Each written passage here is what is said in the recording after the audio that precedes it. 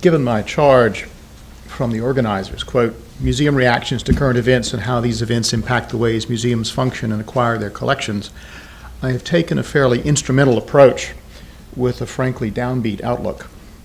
There is, in fact, perhaps very little we heritage professionals can do to stop until the fighting stops and the rebuilding begins, except to record the losses and attempt to staunch the flow of illicitly obtained cultural property out of the zones of conflict. Perhaps we ought to be more proactive in recording what's there now in places where there isn't any shooting, but that, as has been remarked, is an expensive proposition. We can wring our hands all we wish about the things we have lost, but the true tragedy is a human one.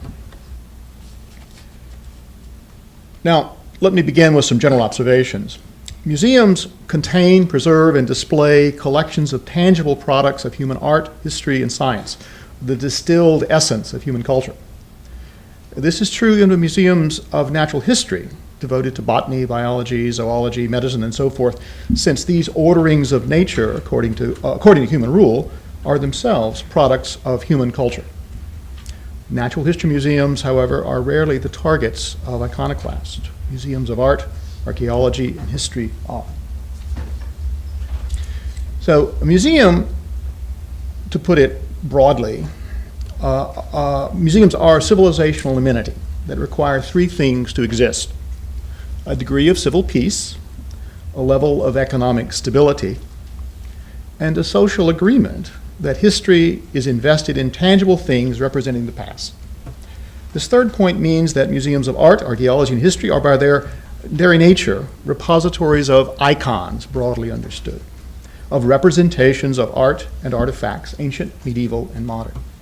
This makes them especially vulnerable to outbursts of iconoclasm, as exemplified most recently in Syria and Iraq at the hands of Daesh. What can museums do, those that are safely outside the zone of conflict, to mitigate the terrible damage already done and prevent more damage likely to come? Well, perhaps very little.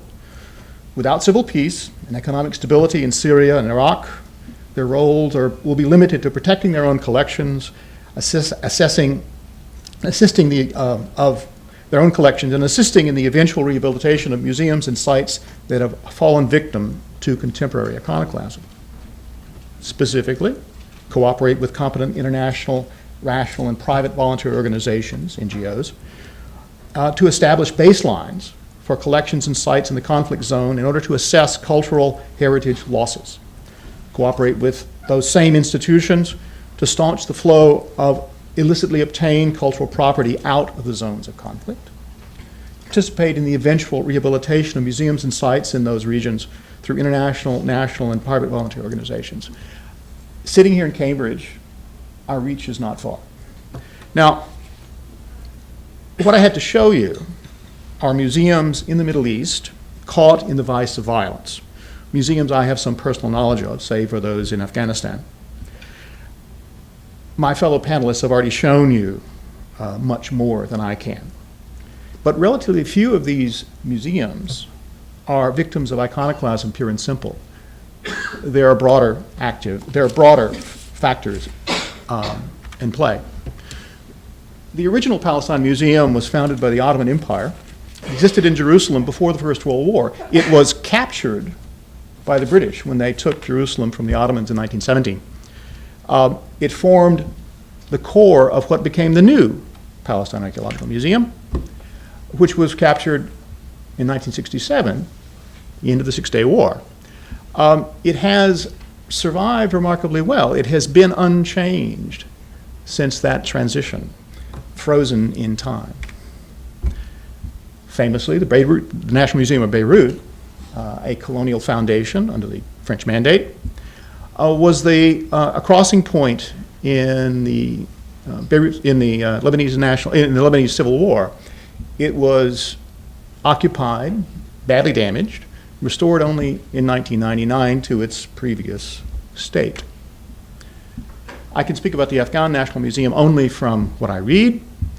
It too was an original foundation of the interwar period, destroyed in the fighting that ousted the Russians, and restored only in the recent decade, but now it's at risk again given the current political state of Afghanistan. The Buddhas have already been mentioned.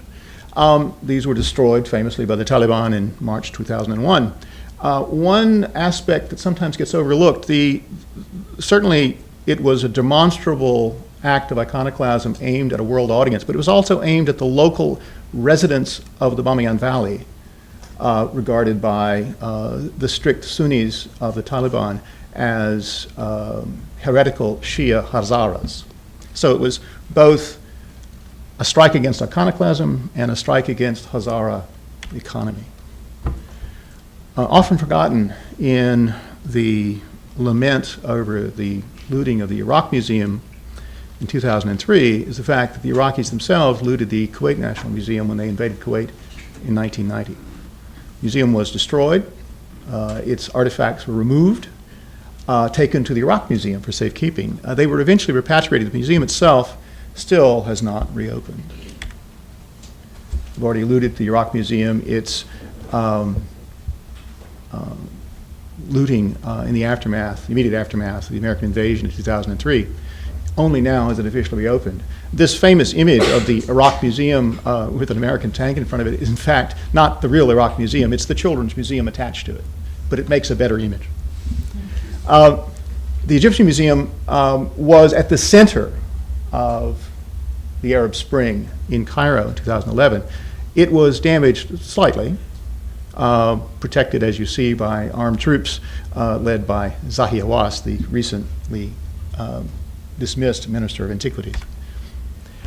In Syria itself, museums have suffered greatly in the recent fighting.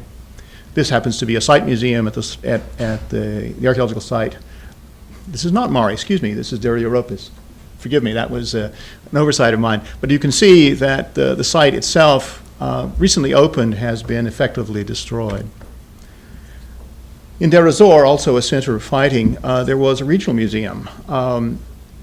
We have no reports, no reliable reports, as reliable reports as we usually have from interior Syria, but it can probably be counted lost as well. Now, Hama is a different situation. There was a regional museum at Hama. It was opened in 2000, looted allegedly in 2013. But Hama was the site of an earlier conflict between the Assad regime, the elder Assad regime, and Muslim fundamentalists. That was the destruction of Hama in 1982. What you're looking at is downtown Hama. On the other side of that new hotel is this remains of the Mamluk settlement, medieval settlement at Hama. On this side of the hotel is the region that was flattened in the destruction of Hama. The hotel fills up the gap rather nicely, and the museum itself is a little further behind the photographer. The Islamic Art Museum in Cairo was damaged, but not in effect deliberately. It was merely collateral damage caused by a truck bomb aimed at a police post just down the street. But it was big enough and powerful enough to have shattered the entire lower floor. The museum is under restoration, but it remains unopened. This image you've seen before. When it first went up on YouTube, it was very quickly taken down, but the image itself persists in media. It is classic television iconoclasm. Nimrud has been mentioned. It was surveyed under American control by the State Board of Antiquities and Heritage in 2008. But what they saw there no longer exists. Finally, I think we have to count the Palmyra Museum lost, whereas reliable reports that the lion you see there, which was just at the outside door, has been smashed, and I think we probably have to count the statue of Alat, which was inside the museum, also lost, unless it was rescued by the government before Daesh took the town. The destructions of monuments at Palmyra is well documented. We don't know too much about the museum except to assume that its Sioux has suffered a similar fate. This is, I'm afraid, a counsel of despair, because as I said, there's very little we can do from here right now, except perhaps to think carefully about what we can do to record what's available before it disappears.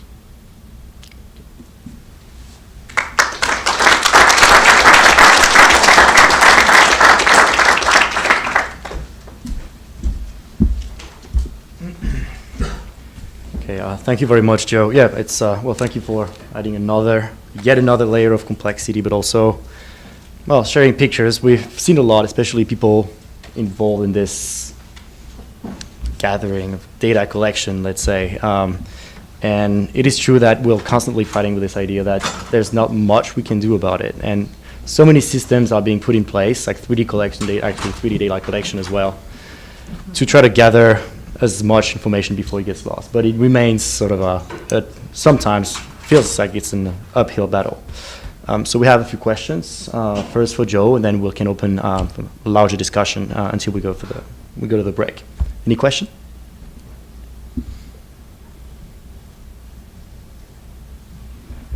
What is the Semitic Museum doing in preparation for a future attack on it? That's a rather sobering thought. I'm sure the Romans would have had a similar reaction. What can happen? What can go wrong? Yeah.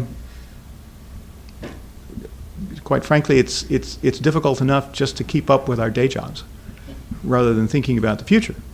But it's something to give serious consideration to. I don't have an answer for that.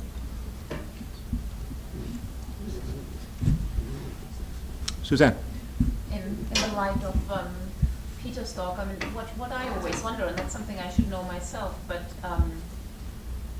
what initiatives really are there to systematically facilitate the cataloging and photography, maybe 3D photography as well, at objects in museums and archaeological depots?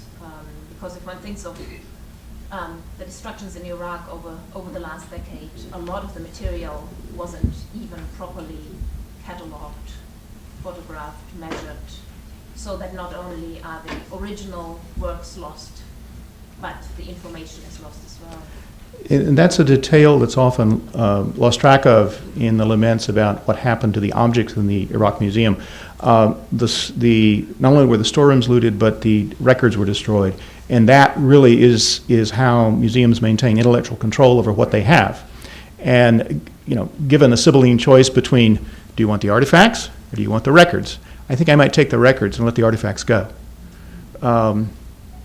It's a difficult choice, but at least it is those records that speak to us, I think, more deeply than the object itself. You would get some, I think, pushback from our historians, but if we can't save everything, we have to make a choice.